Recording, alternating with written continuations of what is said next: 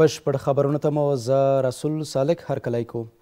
د بهرنیو چارو وزیر وایي چې اوس مهال د مرکزي او سویل آسیا هیوادونو د نښلېدو وخت را رسېدلی دی. امیر خان متقي هند میشتو افغانانو او په نوي ډیلي کې سوداګرو سره په لیدنه کې ویلي چې افغانستان د دغه هیوادونو د وصل نقطه ده. ښاغلي متقي دغه راز د هند خصوصي سکتور سره په جلا کتنه کې ویلي چې اوس مهال په هیواد کې د پانګونې زمینه برابره شوې ده. بل لور ته د هند د سوداګرۍ او صنایعو خونو فدراسیون غړو له ښاغلي متقي سره په لیدنه کې د افغانستان او هند ترمنځ د الوتنو له پیله خبر ورکړی دی. الحمدلله رب العالمین. په نوي ډهلي کې له میشتو افغانانو او سوداګرو سره د امیر خان متقي خبرې او لیدنه. اسلامي امارت د بهرنیو چارو وزیر په لیدنه کې ویلي افغانستان د مرکزي او سویلي آسیا هیوادونو د نښلېدو ټکی دی او دمګړی د دې هیوادونو د نښلېدو مهال رسېدلی دی. ښاغلی متقي همداشان ټینګار کوي چې دمګړی په هیواد کې د سترو اقتصادي پروژو د پلي کېدو بهیر دوام لري. افغانستان تاسو ته معلومیږي چې د مرکزي آسیا او جنوبي آسیا تر مابین د وصل یوه نقطه ده، د اتصال او د ترانزیت او د تجارت مرکز ده. خو متاسفانه چې په تیرو څو لسیزو کې افغانستان د لویو قدرتونو تر مابین د جګړې ډګر و، د جګړې خط و، مرکزي او جنوبي آسیا سره پرې کړي وو. نن بیرته زمینه د دې مساعده ده چې جنوبي او مرکزي آسیا د افغانستان له لارې سره وصل شي. د اسلامي امارت د بهرنیو چارو وزیر همداشان د هند د صنایعو او د سوداګریزو خونو د فدراسیون د سوداګرۍ له مشرانو سره په جلا ناستو کې ویلي چې دمګړی په افغانستان کې د پانګونې فرصتونه برابر شوي دي. تو میرے خیال میں هندوستان کے ساتھ هم له تاسو عزیزانو غواړم چې راشئ سوداګرو او حکومت سره کار وکړئ او ډاډ سره مخته راشئ تر څو دا ټول کارونه د ویلو له چوکاټه د عمل په زمینه بدل شي او ټول خلک عملاً وویني چې څومره پرمختګ شوی دی. په همدې حال کې د دې خونې یو غړی وایي ډېر ژر به د افغانستان او هند ترمنځ الوتنې پیل شي. دواړو دولتونو هوکړه کړې چې ډېر ژر به امرتسر څخه کابل ته، امرتسر څخه کندهار او افغانستان څخه امرتسر ته الوتنې پیل شي.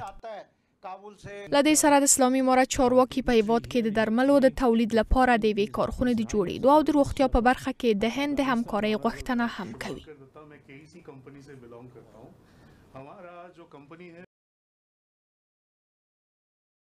له شخصیتونو سره د اړیکو کمیسیون له رامنځته کېدو وروسته تر دا مهاله څه باندې 1200 تنه څېرې او شخصیتونه هیواد ته ستانه شوي دي. د دې کمیسیون رئیس شهاب الدین دلاور د راستنېدونکو خوندیتوب څخه ډاډ ورکوي او له نورو څېرو او افغان شخصیتونو هم غواړي چې خپل هیواد ته ستانه شي. د دې کمیسیون مسؤلینو دغه راز نن هیواد ته تازه 21 تنو تازه ستانه شوو شخصونو لپاره د خوندیتوب کارتونه وویشل. له افغان شخصیتونو سره د اړیکو کمیسیون رئیس شهاب الدین دلاور وایي د دې کمیسیون جوړېدو څخه تر اوسه 1255 تنه چې پکې وزیران، والیان او د تیر حکومت د پارلمان غړي هم شامل دي هیواد ته راستانه شوي دي. 1255 نفر تابال رسیده و دروازه امارت اسلامی افغانستان با کل که هموطنای ما خلاص است. هر چیز که میگوه امنیت میخواه، مسئولیت میخواه، سرمایه گذاری میکنه، هر چیز که میخواه دروازه خلاصه. کدام حق که ما داریم و حق او هم داره. د دې کمیسیون رئیس ټینګار کوي ټول هغه څېرې چې هیواد ته راستنېږي خوندي دي او له نورو شخصیتونو چې د بېلابېلو لاملونو له کبله له هیواده بهر اوسېږي هم وغوښتل څو افغانستان ته راستانه شي. کلگی ما شما که در این سرزمین زندگی میکنیم ما شما حق مساوی و حق مستقل و حق حریت در زمین خود داریم. افغانستان نه از من است و نه افغانستان از تو است. افغانستان خانه مشترک ما شماست. ورته مهال د تیر حکومت ځینې شخصیتونه او لوړپوړي کارکوونکي چې تازه هیواد ته راستانه شوي دي او د خوندیتوب کارتونه یې ترلاسه کړي دي له دې بهیر څخه خوښ دي. یقین وکړئ چې پردي وطن کې په لندن کې ما ډېر وخت تیر کړ، ډېر ملکونه هم لیدلي دي. په پردي وطن کې هېڅ عزت نشته. دا وطن زمونږ د مور حیثیت لري او چې د مور حفاظت ونه کړو او په دې خپله خاوره باندې غیرت ونه کړو نو موږ به ولس ته هم شرمنده یو او خدای ته هم شرمنده یو. یک حرف دارم که برای تمام مهاجرینی که از این وطن رفتن وطنشان است میتونن که باز بگردن وطنشان بسازن.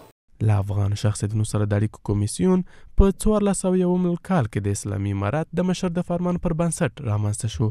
دغه کمیسیون دنده لري څو د هغو شخصیتونو او سیاسي څیرو د راتلو زمینه چې له هېواده بهر تللي دي برابره کړي.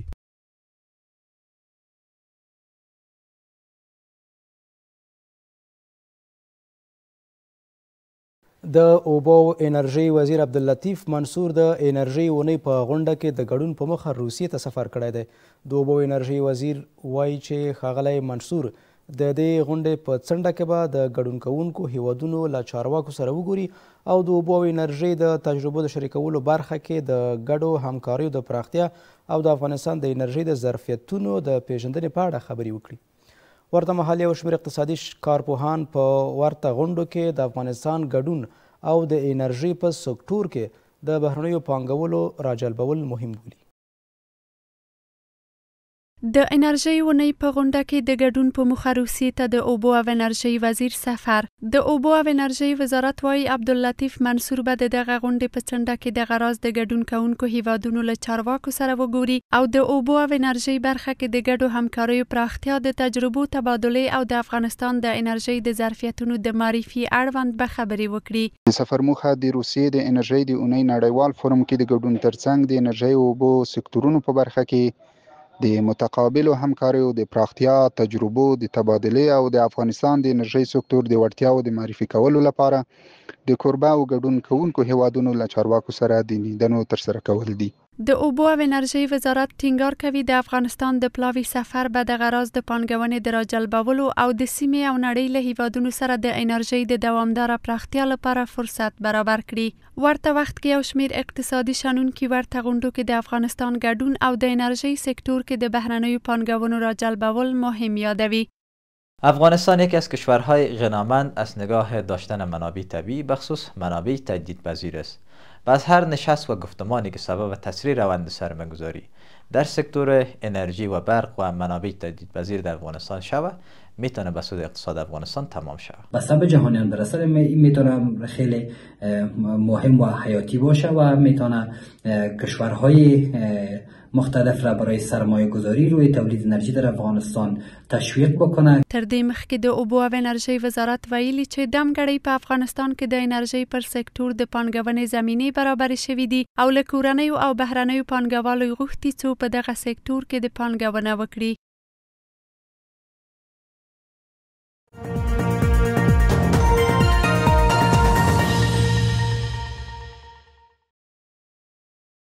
په ارزو کې د خبري ټولګې دوام ته ښه راغلاست. د ټولګټو چارو وزارت د 10 ورځو لپاره د سالنګ لوی لارې لا بشپړ تړل کېدو خبر ورکوي.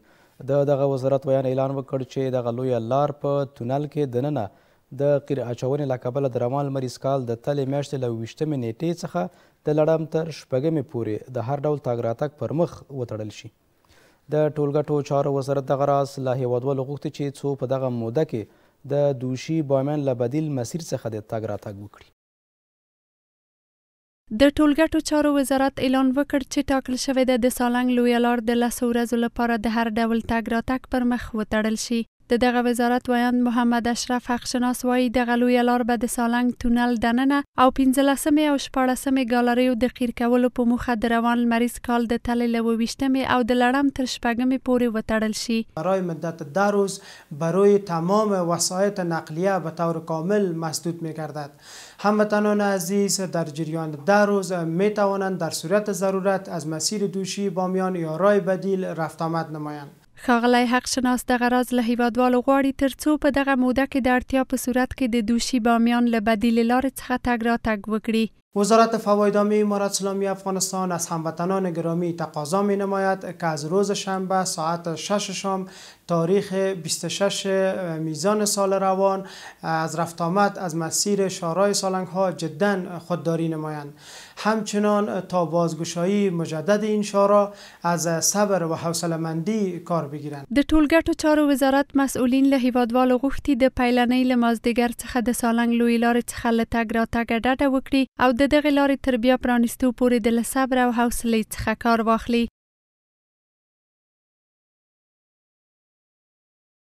د عامه روغتیا وزارت د ناروغیو د تشخیص او DNA 3 لابراتوار پرانیستل. دغه وزارت مسؤلین دغه لابراتوارونو فعالیت په وخت سره د ناروغیو په تشخیص کې او د DNA د تثبیت برخه کې د عدلیه او قضایي قضیو ته پر رسیدنه کې مهم ګام بولي. د روغتیا نړیوال سازمان مسؤلین هم په دغه برنامه کې د عامه روغتیا له وزارت سره د همکاریو له دوامه ډاډ ورکوي. د عامه روغتیا وزارت لخوا په کابل کې د DNA ناروغیو د تشخیص 3 لابراتوارونو پرانیسته.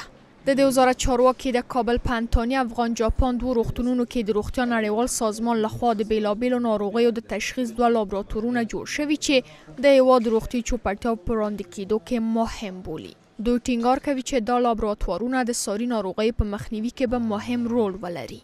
په کابل ښار کې د عامه روغتیا وزارت پورې اړوند مرکزی لابراتوار او رادیولوژي مرکز 2 هغه اساسي مرکزونه دي چې د تشخیص په برخه کې ډیر قوي او فعال دي او هر ډول متنازع یا مشکوک معاینات یا نمونه که په ولایتونو کې پیدا کیږي باید د تایید او رد لپاره په همدې مرکزونو کې معاینه وشي. دغسې ناروغان هم نورو مراکزو ته وړل کیږي یا نورو شفاخانو ته وړل کیږي. د انتاناتو سرایت او د انتقال چانس نورو خلکو ته زیاتیږي. په همدې موخه د عامه روغتیا وزارت قدرمن مقام دا لازمه وګڼله چې په دغه روغتون کې هم یو تشخیصي مجهز مرکز ولرو تر څو دغه ناروغان هم نورو روغتونونو یا مراکزو ته ولاړ نشي. د روغتیا نړیوال سازمان چارواکي هم وایي د عامه روغتیا وزارت او د جاپان هیواد په همکارۍ سره دا 2 مرکزونه جوړ کړي او د دې بنسټ مرستې به په راتلونکي کې هم دوام ولري. د عامه روغتیا وزارت او د جاپان هیواد په همکارۍ سره موږ توانیدل یو چې په کابل کې د ناروغیو د تشخیص 2 مرکز جوړ کړو. دغه مرکزونه له عصري دستګاو سره مجهز دي. د روغتیا نړیوال سازمان به تل د روغتیا وزارت او د افغانستان د خلکو ترڅنګ وي. په همدې حال کې د عامه روغتیا وزارت په یوه جلا برنامه کې په عدلي طب مرکز کې هم د DNA د تشخیص مرکز پرانیستو. هغه مرکز چې د چارواکو په وینا د لومړي ځل لپاره په افغانستان کې به ورڅخه کار واخیستل شي. داسې یو ګام دی چې د تیرو څو لسیزو را په دې خوا چې افغانستان ته ضرورت و غوښتنې وه تر څو په دغه هیواد کې دغه شانتي خدمات ته لاسرسی ولرو او موږ د الله په فضل او خپلو همکارانو د همکاریو باندې وتوانېدلو تر څو افغانانو دا غوښتنه پوره کړو. د حقایقو په روښانه کولو، د جرمونو په پیژندلو او د ناڅرګنده هویتونو په معلومولو، د جنایي شواهدو په تحلیل او د مفقودینو په پیژندنه کې یو حیاتي مثبت رول لري.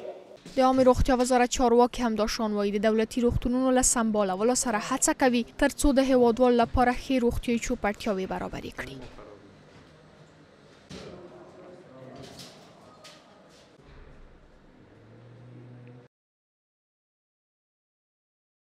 د نن شپې خبرونه او راپورونه همدومره ول. تاسو ټول لیدونکو او همکارانو څخه په مننه. تر بیا ښې چارې.